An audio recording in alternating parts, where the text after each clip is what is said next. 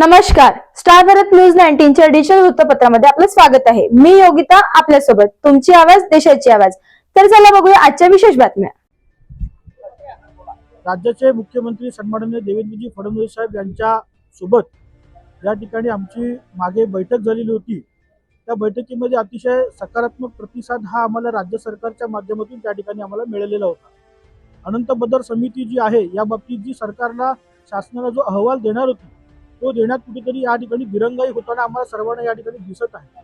आणि ती दिरंगाई लवकरात लवकर कमी होऊन टाळून ती लवकरात लवकर शासनाला तो सकारात्मक अहवाल या आरक्षण अबकडे वर्गीकरणाचा देण्यात यावा हीच आमची या ठिकाणी मागणी आहे. आणि ती निश्चितपणे मागणी पूर्ण होईल याची आम्हाला खात्री आहे. परंतु जो अहवाल उशिरा पोहोचतोय तो जास्त वेळ लागू नये हीच आमची या ठिकाणी मागणी आहे. लवकरात लवकर तो अहवाल शासनाकडे द्यावा आणि 59 जातींना या ठिकाणी न्याय मिळावा हीच आमची या ठिकाणी अपेक्षा आहे. हा प्रश्न राज्यापुरता नाही, हा संपूर्ण देशाचा प्रश्न आहे. अनेक मगाशीच सांगितलं खंडपीठाने सांगितलं की मगाशीच मी सांगितलं की खंडपीठाने सांगितलं की आपण आपापल्या परीनं राज्यामध्ये हा निर्णय घ्यावा. हा प्रश्न आमच्यासाठी महाराष्ट्रापुरता जरी असला तरी तुम्ही म्हटल्याप्रमाणे सर्वोच्च न्यायालयाच्या निर्णयानुसार अनेक राज्यांमध्ये ऑलरेडी हे वर्गीकरण झाले आणि काही राज्यांमध्ये बाकी आहे. धन्यवाद.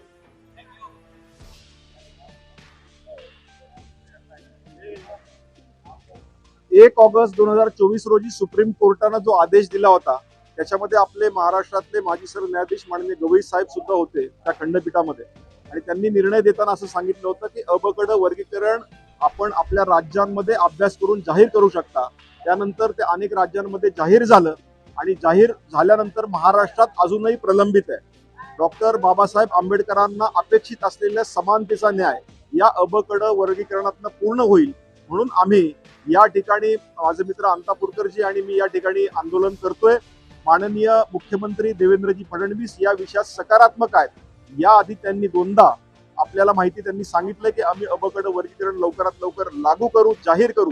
पण आज अनंत बदर समिती ज्या अबकड वर्गीकरणासाठी गठीत केली आहे त्यांचं काम कुठेतरी स्लो आहे आणि त्यामुळं आरक्षण लांबत चाललंय अशी आमचा असा अभ्यास आहे. त्यामुळं आज रस्त्यावर आज अनेक ठिकाणी महाराष्ट्रात अबकड वर्गीकरणासाठी आंदोलन होत आहेत. परंतु आज हाच आवाज आम्ही विधानसभा आणि विधान परिषदेमध्ये उचलण्यासाठी आम्ही पायऱ्यावर बसलोय. हे अबकड वर्गीकरण येत्या काळामध्ये लवकरात लवकर जाहीर करा अशी आमची ठाम भूमिका आहे, ठाम मागणी आहे. आणि ही भूमिका आज सरकारपर्यंत पोहोचावी, सरकारला या विषयाचं गांभीर्य कळावं म्हणून आजचं हे आमचं आंदोलन. माननीय मुख्यमंत्र्यांनी या विषयाची बैठक घेतली. 59 जातीतले सर्व प्रतिनिधी त्या बैठकीला सह्याद्री अतिथीगृह इथे उपस्थित होते आणि या बैठकीमध्ये त्यांनी सांगितलं की आम्ही लवकरात लवकर हे आरक्षण लवकरात लवकर जाहीर करू. पण येणारी निवडणूक असेल किंवा अनंत बदर समितीची दिरंगाई असेल ही दिरंगाई वाढत चालली आहे आणि त्यामुळे जनतेचा रोष खऱ्या अर्थानं आमच्यापर्यंत आमदार म्हणून पोहोचतोय. म्हणून आमचं काम आहे की सरकारला वेळोवेळी या विषयात जागं करावं आणि लवकरात लवकर हे उपवर्गीकरण लवकरात लवकर जाहीर करावं. आज 59 जातींपर्यंत सर्व स्तरावर खऱ्या अर्थानं जो डॉक्टर बाबासाहेब आंबेडकरांना अपेक्षित असलेला जो घटक आहे खऱ्या अर्थानं तिथपर्यंत पोहोचलेला नाहीये. आणि आज हे आरक्षण सर्व स्तरापर्यंत जर पोहोचलं तर सर्वांमध्ये समानता येईल म्हणून हे आरक्षणाची गरज वाटते. यात सगळ्या जातींना फायदा होईल. आज 59 जाती आहेत. 59 जातींमध्ये बौद्ध आहेत, मातंग आहेत, महार आहेत, त्याचबरोबर चर्मकार आहेत, ढोर आहेत, अनेक जाती आहेत. पण या जातींमध्ये सर्व स्तरांपर्यंत वंचितांपर्यंत हा न्याय पोचावा म्हणून हे आमचं प्रयत्न आहे आणि हा पोचेल अशी आमची अपेक्षा आहे. कुणाला अडवण्यात आल्यापेक्षा अभ्यासगट आमचा जो निर्माण झाला होता किंवा जो खंडपीठाने निर्णय दिलाय त्याच्यामध्ये अनेक अशा सबकास्ट आहेत की ज्यांच्या घरात शिक्षण पोचलेलं नाही, ज्यांच्या घरात शासकीय नोकऱ्या पोचल्या नाहीत, तिथपर्यंत हे आरक्षण पोचल्यानंतर त्यांच्या घरात खऱ्या अर्थानं आरक्षणाचा फायदा होईल म्हणून हे आरक्षण अपेक्षा आहे. हे असं वाटत नाही कारण ज्या समाजाची संख्या जास्त आहे त्या ठिकाणी अनेक आरक्षण हे त्यापर्यंत पोचलेलं आहे आणि जिथपर्यंत आरक्षण पोचलेलं आहे त्या ठिकाणी तो समाज खऱ्या अर्थानं आरक्षण ज्यांना ऑलरेडी मिळालेलं आहे तो समाज सुदृढ झालेला आहे, ती व्यक्ती सुदृढ झालेली आहे की आरक्षणाचा लाभ खऱ्या अर्थानं गरीब लोकांपर्यंत पोहोचवेल म्हणूनच हे लेअर निर्माण करण्यात आलं. परत एकदा विरोधी पक्षाने हा प्रकर्तेने घेतलेला आहे. आज पहिल्या दिवशी आम्ही शेतकऱ्यांची कर्जमाफी, हमीभाव, कापसाचा असेल, तुरीचा असेल, सोयाबीनचा असेल, या सर्व गोष्टीवर सरकारचं लक्ष वेधण्यासाठी एक आंदोलन आम्ही केलेलं आहे. माझी अपेक्षा आहे या अधिवेशनामध्ये 76,000 कोटी रुपयाचं परत एकदा ऐतिहासिक अशा प्रकारचं सप्लिमेंटरी बजेट या सरकारच्या कार्यक्षम अशा असलेल्या गतिमान सरकारने काढलेलं आहे. याच्या मधून आमच्या या शेतकऱ्यांची कर्जमाफी मिळेल मला माहित नाही, पण मी माहिती घेतो. आता 550 कोटी काहीतरी तरतूद केली असं कळते. ही तुटपुंजी तरतूद करून शेतकऱ्यांना फसवण्याचा जर व्यवसाय होत असेल तर या अधिवेशनामध्ये या प्रश्नासंदर्भामध्ये आम्ही आक्रमक आहोत हे दाखवण्यासाठी आज आम्ही सगळ्यांनी या ठिकाणी आंदोलन केलेलं आहे. त्यात नवीन काय, ज्या राज्याची लोकशाहीची दृढ अशा प्रकारची लोकशाही आहे, अशा प्रकारचा महाराष्ट्र राज्य ओळखला जात होता, ते राज्य इतर राज्यासारखं आहे असं चित्र काही वर्षापासून पाहायला मिळतं. कुठल्याही निवडणुका आल्या की सत्ता आणि पैशातून आम्ही निवडणूक जिंकू शकतो. सर्वसामान्य लोकांचे प्रश्न, विकास या मुद्द्यावर न जाता फक्त आपल्याला निवडणूक हुक आणि कुक या पद्धतीने जिंकायची, या पद्धतीने निवडणुका करण्याचा फंडा झाला. ही ऑपरेशन काल काही लोकांना मिळालं, बाहेर काढलं, अशी निवडणुकीच्या कालावधीमध्ये पण काढलेलं होतं. विशेषतः पोलीस संरक्षणामध्ये सुद्धा पैसे वाटप होतात या तक्रारी झाल्या. फार लांबचं नाही, पण माघार घ्यायच्या वेळेला सुद्धा प्रोसिडिंग ऑफिसर जिथं व्हिडिओ शूटिंग होतं तिथे सुद्धा जबरदस्ती आणून लोकांना विड्रॉल करायला लावले. हे महाराष्ट्राने पाहिलेलं आहे. मारामाऱ्या, दंगे हे मागच्या निवडणुकीला पाहिलेले आहेत. म्हणून हे पैसे वाटप हे महाराष्ट्रामध्ये सध्या नवीन नाही आहे. ज्यांच्याकडे पैसा आहे ते निवडणुका जिंकण्यासाठी पाहिजे त्या थराला जातात.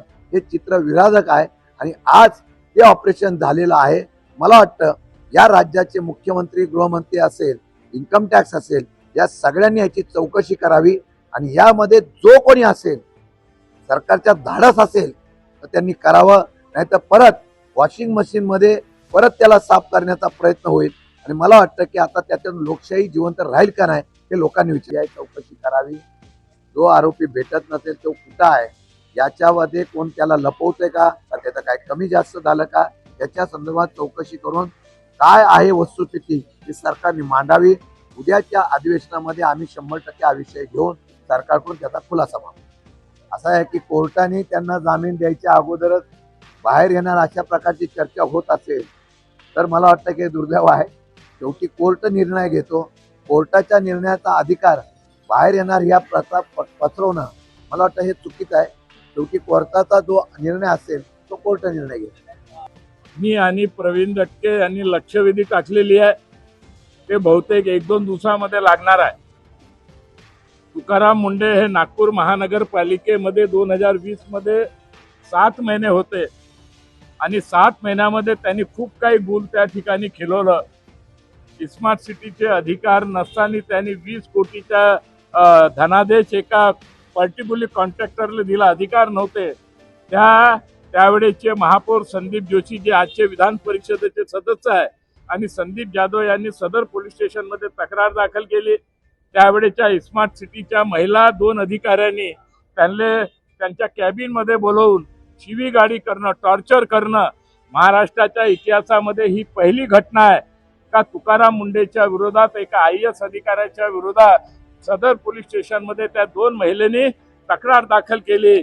परंतु त्यावेळेस अनिल देशमुख हे राज्याचे गृहमंत्री होते आणि म्हणून ती काही कारवाई झाली नाही. माहिती आयोगाच्या खंडपीठाने सुद्धा शासनाला आदेश दिले होते का आपण तत्काळ कारवाई करा, परंतु ती कारवाई झाली नाही. मी आणि प्रवीण दटके यांनी लक्षवेधी टाकलेली आहे आणि 4-5 दिवसापासून कंटिन्यू मीडिया आणि प्रेसमध्ये ही बातमी येत आहे. आणि काल जेव्हा मी विधानसभेमध्ये आलो त्यावेळेस तुकाराम मुंडेच्या इशाऱ्यावर त्यांच्या 2 समर्थकांनी मला काल फोन केला, धमकी दिली का तुम्ही तुकाराम मुंडेच्या विषयी बोलू नका, नाहीतर त्याचे गंभीर परिणाम होईल.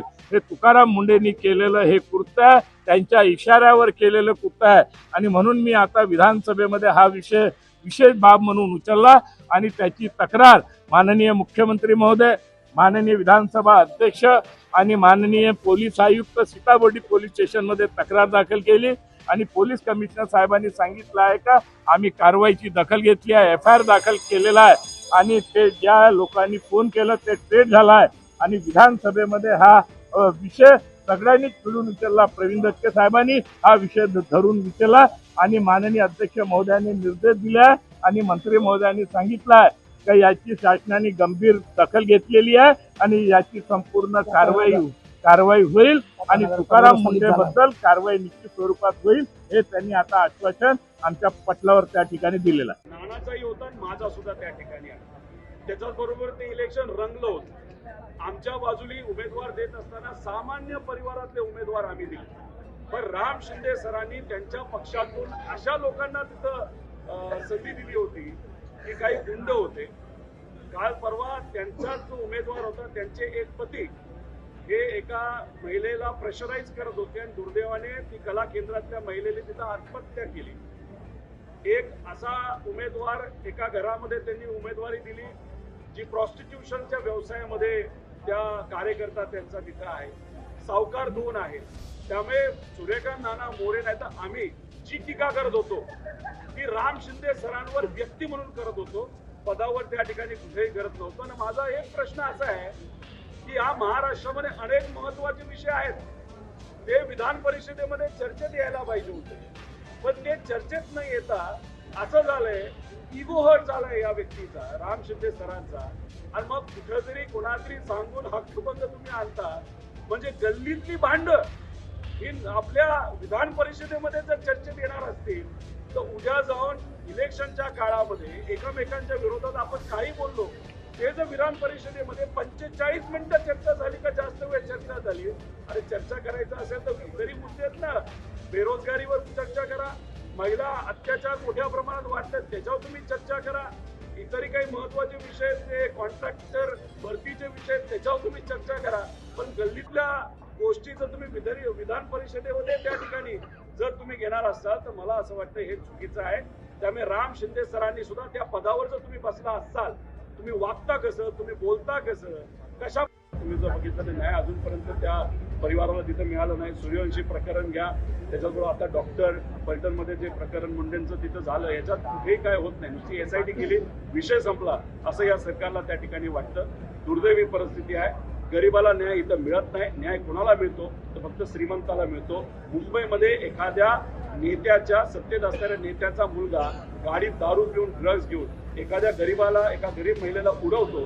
72 तास त्याला कुठेतरी लपून ठेवलं जातं आणि दारू आणि ड्रग्ज हे रक्तातून जेव्हा त्या ठिकाणी कुठेही सापडणार नाही अशी परिस्थिती येते, त्यांना पुढं प्रेझेंट केलं जातं. म्हणजे कुठेतरी हे सरकार श्रीमंताचं सरकार आहे, नेत्यांचं सरकार आहे, गरिबाचं अजिबात नाही असं आपल्याला म्हणावं लागेल. संतोष देशमुख आणि सूर्यवंशी आणि महादेव मुंडे यांना जर न्याय द्यायचा असेल तर या सरकारकडनं अपेक्षा ठेवून चालणार नाही. लोकांनीच त्या ठिकाणी काही विषय हे हातात घ्यावे लागतील आणि जर नाही घेतले तर कधीच या गरिबांना न्याय, गरीब कुटुंबातल्या लोकांना न्याय मिळणार नाही अशी आजची परिस्थिती. एक तुम्ही विषय समजून घ्या की जे कोणी सत्तेत आहेत, माजी मंत्री होते आणि उद्या जाऊन कदाचित मंत्री सुद्धा त्यांना तिथे केलं जाईल, यांचं कुठं ना कुठेतरी सरकारवर एक प्रेशर आहे. आणि मग ते प्रेशर असल्यामुळेच ही जी गुंड लोक आहेत जे फरार आहेत ते अजूनपर्यंत त्या ठिकाणी सापडले नाहीत. आणि त्याच अनुषंगाने काय सामाजिक जे कार्यकर्ते आहेत ते त्यांनी ती भूमिका तिथे घेतली असावी. पण असं जर बघितलं तर कुठेच प्रेशर येऊ नये म्हणून अशा लोकांना जर तुम्हाला इन्व्हेस्टिगेशनमध्ये ओढता आलं तर ते केलंच पाहिजे असं आमचं सुद्धा त्या ठिकाणी मत आहे. शहानिशा केली पाहिजे. फक्त संतोष देशमुखांच्या बाबतीत नाही तर संतोष देशमुखांच्या बाबतीत सुद्धा, महादेव मुंडेंच्या बाबतीत सुद्धा, सूर्यवंशींच्या बाबतीत सुद्धा आणि फलटणमध्ये झालेली जी मुंडे डॉक्टर आहेत त्यांच्या घटनेमध्ये सुद्धा शहानिशा करून खोलात जावं लागेल, नाही तर लोकांनाच रस्त्यावर उतरावं लागेल. त्याशिवाय न्याय या लोकांना मिळेल असं आमचं. बघा ना, एका बाजूला सिरसाटांचा व्हिडिओ हा जगाली तिथं बघितलेला आहे. इन्कम टॅक्स आपल्याला सांगते 2 लाखपेक्षा जास्त रोकड तुम्ही कॅशमध्ये आपल्याकडे ठेवू शकत नाही, पण सिगरेट पीत सिरसाटांकडे करोडो रुपये त्या बॅगेमध्ये तिथं पडले होते. नंतर काय सांगतात की तो माझा पैसा आहे. आता तो कसा कमवला हे मी तिथं सिद्ध केलंय. 5,000 कोटी जे बुडवलेत सरकारचे त्यातून त्यांनी तो पैसा आणला. तसंच आज दानवे साहेबांनी जो व्हिडिओ दाखवला त्याच्यामध्ये सुद्धा आपल्याला रोकड बरोबर काही लोक त्या ठिकाणी दिसत आहेत. आता याच्यात बोलात जाण्याची जरूरत आहे, पण होतं कसं, सिरसाटांचा व्हिडिओ आला आणि गेला, इन्व्हेस्टिगेशन मात्र सरकारकडनं त्या ठिकाणी केलं गेलं नाही.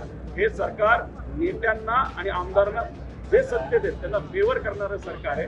जर कुठला एखादा नेता आमदार अडकतो, खास करून तो अजितदादांच्या पक्षाचा तर एकनाथ शिंदे साहेबांच्या पक्षाचा असतो, त्यांना देवेंद्र फडणवीस साहेबांच्या ऑफिसमध्ये बोलावलं जातं, मी तुला वाचवतो पण 29च्या आधी तुला आमच्या पक्षामध्ये प्रवेश करावा लागेल, आमच्या पक्षातून तुला निवडणूक लढावी लागेल, अशी भूमिका बीजेपीकडनं त्या ठिकाणी घेतली जाते. हे मी बोलतो असं नाही. 2028 पर्यंत तुम्हीच बघा किती लोक अजितदादांच्या पक्षातून आणि एकनाथ शिंदे साहेबांच्या पक्षातून भाजपमध्ये जात आहेत आणि हे सगळे जे लोक असतील त्यांच्या कुठला ना कुठला तरी भ्रष्टाचाराचा नाही तर चुकीच्या काही गोष्टी केल्याचा डाग 100% त्या ठिकाणी असणार.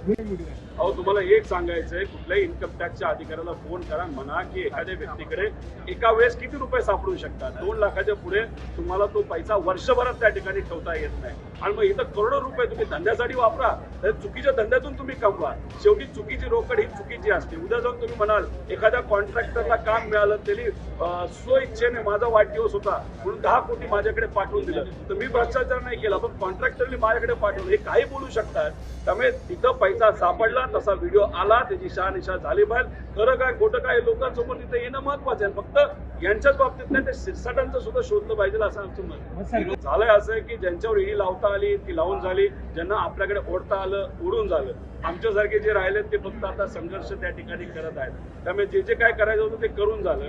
आता विषय एवढाच आहे की इतका अहंकार आलाय की 220 पेक्षा जास्त आमदार त्यांच्याकडे असल्यामुळे, अहंकार आल्यामुळे त्याला कोणाचं काही घेणं देणं नाही. शेतकऱ्याला पण फसवलं. आम्ही तिथं कर्जमाफी करू असं सांगितलं, 6,000 रुपये प्रत्येक शेतकऱ्याला दिले. देणार होते की ते 8,500 पर हेक्टर, पण ओव्हरऑल तर तुम्ही रेशो काढला तर 6,000च्या पुढे कुठे गेलं नाही. आमचं म्हणणं होतं 50,000 तुम्ही द्या, जे मजूर आहेत त्यांना 25,000 द्या आणि कर्जमाफी ताबडतोब करा. जूनमध्ये सुद्धा कर्जमाफी हे सरकार त्या ठिकाणी करणार नाही. केली तर लोकसभेच्या आधी नाही तर विधानसभेच्या आधी करतील. मात्र तोपर्यंत 12,000 शेतकऱ्यांनी आत्महत्या केली असेल आणि त्या पूर्ण आत्महत्याला जबाबदार हे सरकार त्या ठिकाणी असेल. बघा पवार साहेब जे खासदार आहेत आता सुद्धा आणि आधी सुद्धा खासदार होते वरच्या हाऊसचे, त्यावेळेस नरेंद्र मोदी साहेबांनी सुद्धा, अमित शहानी सुद्धा पवार साहेबांवर तिथं वक्तव्य केलं, सुप्रियाताईंवर वक्तव्य केलं, राहुल गांधीजींवर वक्तव्य केलेलं आहे.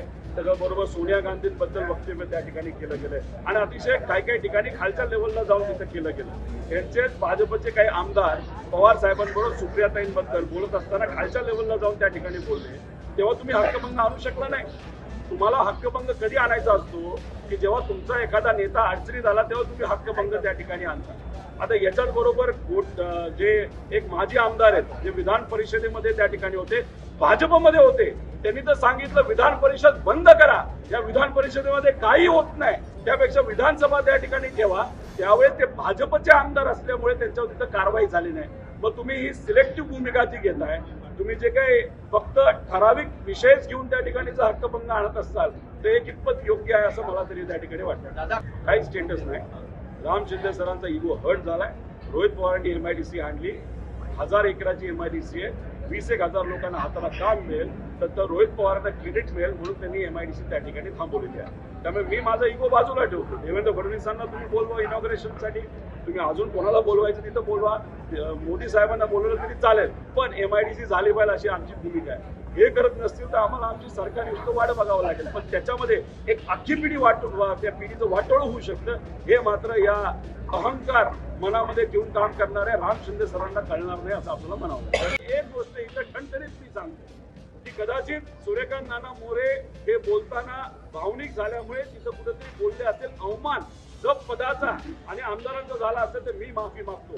पण सूर्यकांत नाना मोरेंना उद्या जाऊन लढत असताना भक्कमपणे हा माणूस त्या व्यक्तीच्या पाठीमागे कार्यकर्ता म्हणून त्या ठिकाणी राहील एवढं मात्र या ठिकाणी आम्ही राहतो. आम्ही कुठल्याही कार्यकर्त्याला वाऱ्यावर सोडत नाही. इथं जर तुम्ही वेगळ्या पद्धतीने इगो आणून कार्यकर्त्यांना अडचणीत आणत असताल ते सुद्धा जेव्हा इलेक्शन चालू होतं तेव्हा राम शिंदे सरांनी पदाचा उपयोग करून हक्कभंग इलेक्शनच्या काळामध्ये जेव्हा कोड ऑफ कंडक्ट हे लागू होतं तेव्हा त्यांनी त्या ठिकाणी वापरलं का त्यांना भीती दाखवायला. आणि तुम्हाला किती भीती दाखवायची दाखवा, आमच्यावर कारवाई तुम्ही केलेला, पण कार्यकर्त्याच्या पाठीमागे आम्ही सर्वजण भक्कमपणे राहणार एवढंच या ठिकाणी आपल्या सगळ्यांना सांगतो. ते करायची तर करा ना, करायची तर करा, त्याच्यावर उत्तर द्यायचं असेल तेव्हा उत्तर तुम्ही देईल. विषय एवढाच आहे की सूर्यकांत नाना मोरे बोलत असताना राम शिंदे सरांबद्दल बोलत होते. राम शिंदे सर हे तिथं प्रचार करत होते का नव्हते? 100% प्रचार करत होते. पोलिसांना घेऊन प्रचार करत होते. जर तुम्ही पदाचा गरिमा ठेवायची झाली असती तर 4-4 पोलिसांच्या गाड्या तुम्ही नगर परिषदेच्या इलेक्शन मध्ये ज्या फिरवत होत्या ना, त्या तुम्ही बाहेर ठेवल्या असत्या. त्या तुम्ही बाहेर न ठेवता त्यांना तुम्ही प्रचारामध्ये दबाव आणण्यासाठी त्या ठिकाणी वापरत होता. आणि तिथं राम शिंदे सरांबद्दल बोललं जात होतं. पदाच्या बाबतीत बोललं गेलं असेल, कोणाच्या जर भावना दुखावल्या असेल तर मी माफी मागतो पदाला आणि तिथं असणाऱ्या सर्व आमदारांना.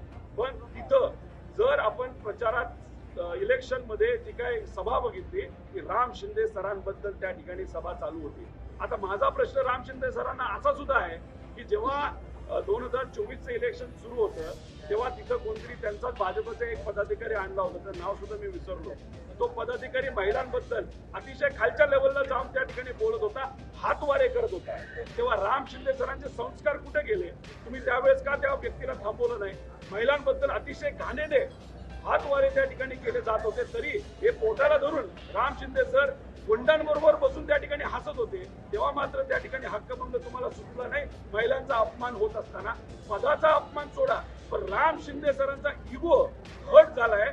म्हणून कुठेतरी या ठिकाणी या मोठ्या भावनाचा, गरिबाचा कुठेतरी प्रॉब्लेम सोडावेत यासाठी हे विधान परिषद आणि विधान भवन आहे. पण तिथं मात्र इगो हर्ट झाला म्हणून त्या ठिकाणी अशा पद्धतीने चर्चा करत असतील तर हे योग्य नाही. त्याच्याच बरोबर माझं एवढंच म्हणणं आहे की गरिबाचा इगो तिथं हर्ट होतो. जेव्हा तुम्ही MIDC थांबवली तर राम शिंदे सरांनी गरिबाच्या इगो बद्दल बघावं, ना की सवाल यही है कि भाजपा जो खुद को पार्टी विद डिफरेंस कहलाती है, भाजपा जो कहती है ना खाता हूँ ना खाने देता हूँ, इन्हीं सारे लोगों के बल पे अपनी सरकार मजबूत तरीके से बताई हुई है. तो क्या जवाब देगी वो देश को और लोगों को कि ऐसे सारे लोग, भ्रष्ट लोग लेके साथ सरकार चला रही? मांग करने की जरूरत क्या है? ऐसे लोगों को तो जेल में होना चाहिए. क्या कभी भी आपने देखा है लोकतंत्र में ऐसी बातें होते हुए? परसों भी जो आपने देखा होगा, एकनाथ शिंदे उतर रहे हेलीकॉप्टर से, 2 बड़ी बैगें लेके जा रहे हैं. क्या था उसमें? इतनी बड़ी बैग कपड़ों के लिए, आधे घंटे के प्रचार के लिए? बिल्कुल नहीं. हमने जो नाम दिया है वो किसी भी कोई बदल हुआ नहीं है.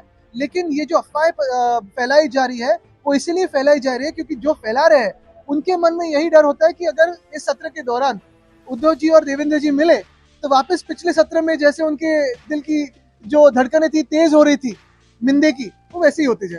लज्जा थोड़ी तो होनी चाहिए. इतनी सारी किताब चोरी पे, खुद की चोरी पे अगर लिख रहे हैं तो इससे और यानी ये तो क्या कॉमेडी हो सकता है. एक तो सरकाज़म में बोला होगा उन्होंने, लेकिन ये तो लज्जा है ही नहीं. ऐसे लोग किताब लिखे तो दुनिया की बेस्ट सेलर हो सकती है. मला वाटतं आपण काय ऐकलेलं त्याच्यावर अजून चर्चा नको, झालं तर त्याच्यावर बोलू. ते शिवसेनेचे नाही तर गद्दार टोळीचे आमदार आहे. शिवसेना ही एकच आहे आणि शिवसेनेच्याच नेत्यांनी तो व्हिडिओ ट्विट केलेला आहे. शिवसेना उद्धव बाळासाहेब ठाकरे शिवसेना एकच आहे. गद्दार टोळीचा जो व्हिडिओ ट्विट केलेला आहे हा भयानक आहे. आणि म्हणून काल पण मी विचारलं की हा सगळा जो प्रचार सुरू होता आणि आता पण पुढच्या एका आठवड्यात प्रचार जो काही होणार आहे, त्या गद्दार टोळीचे जे नेते आहेत, गँग लीडर आहेत, त्यांनी पण हेलिकॉप्टरमध्ये उतरून म्हणजे काय 1.5 तासाच्या प्रचारासाठी 2 मोठ्या बॅगा नेल्या. त्याच्यातून कुठच्या आनंदाच्या शिधाचं वाटप होत होता ते आज टीव्हीवर आलेलं आहे. पण जसं ह्यांचा व्हिडिओ आला तसं छत्रपती संभाजीनगर मधले एक आमदार, त्यांचा एक व्हिडिओ आला. अनेक अशा आमदारांचे व्हिडिओ आलेत. मग कोणाच्या जमिनीचा आला असेल, कोणाच्या पैशाच्या नोटाचा आला असेल, कोणाच्या दादागिरीचा आला असेल, कोणी कोणाला मारतानाचा आला असेल. पण एकच प्रश्न आहे की जी भाजपा स्वतःला द पार्टी विथ डिफरन्स हे सांगायची, जी भाजपा सगळ्यांना सांगते की न खाता हूं न खाने देता हूं, न खाता हूं न खाने देता हूं. मग हे सगळे जे आजूबाजूला घेऊन फिरतात, तुम्ही सत्ताधारी म्हणून बसवलेले आहेत, अधिकाऱ्यांच्या डोक्यावर बसवलेले आहेत, जनतेच्या डोक्यावर बसवलेले आहेत, हे कुठच्या धोरणात येतात नक्की की तुम्ही ह्यांचं संरक्षण करता? का ह्यांच्यावर कारवाई होत नाही? काय नाटका होत नाही? आणि कधीपर्यंत थांबणार? बरं, त्या 22 मध्ये ह्यांचं नाव आहे की नाही हे जरा ती 22 ची यादी काढून बघ. अरे तापलेलं म्हणजे तुम्हीच तापवतोय सकाळपासून. काल पण तुम्हीच तापवलं होता. काल दुसरी 2 नावं होती, आज ही 2 नावं आहेत, उद्या दुसरी 2 नावं येतील. आम्ही जे दिलेलं नाव आहे ते एक आहे, ते स्पष्ट आहे, ते कुठेही बदल झालेला नाहीये. बरं, दुसरी गोष्ट म्हणजे आता 4थं अधिवेशन आहे. जर अध्यक्ष महोदयांना वाटत असेल असं की अधिवेशन चालू शकतो पण लोकशाहीचं, जिथे विरोधी पक्षाची नेत्याची गरजच नाहीये, हे त्यांनी जगाला सांगावं. मग त्यांनी पुस्तक लिहावं आणि सांगावं की का गरज नाहीये. आणि एवढी भीती सरकारच्या मनात का आहे की विधान परिषदेत असेल किंवा विधानसभेत असेल, विरोधी पक्ष नेता नसावाच एवढं बहुमत असून देखील एवढी भीती काय आहे?